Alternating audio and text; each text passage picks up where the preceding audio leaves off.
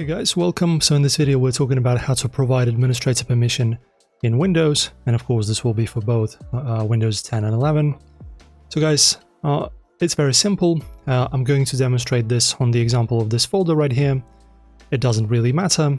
If you want to, for example, give the admin permissions for the entire drive, you can also do that. It's simply the same. So just choose the folder that you need the admin privileges for, and then right click, go to properties, and here guys you'll have various tabs. Go to security. After that, under group or usernames, press on edit.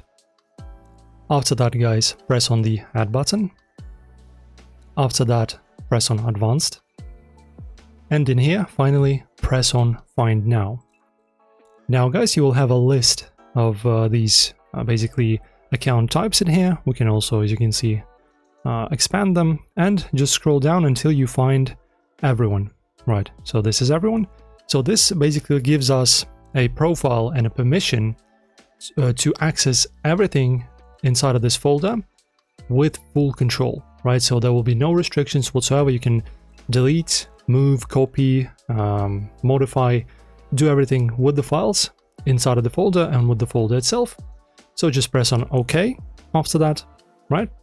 OK, apply. I forgot about something. So in this window, as you can see where we have permissions for everyone, press on allow on everywhere. As you can see, also special permissions. It's not available for me for some reason, interesting. But just set full control. This will make sure that you have full control. And of course, skip all of these deny buttons, because if you deny, you're basically counteracting to giving you the permissions, so just don't do that. After that, just press apply, OK, and OK. And now this folder or the drive, full drive, doesn't matter what you want to do, is fully accessible to you, and you can do with it whatever you wish. Guys, this is the tutorial. If you enjoyed, if it helped, press like on the video, subscribe, leave a comment if it helped or not, and see you soon.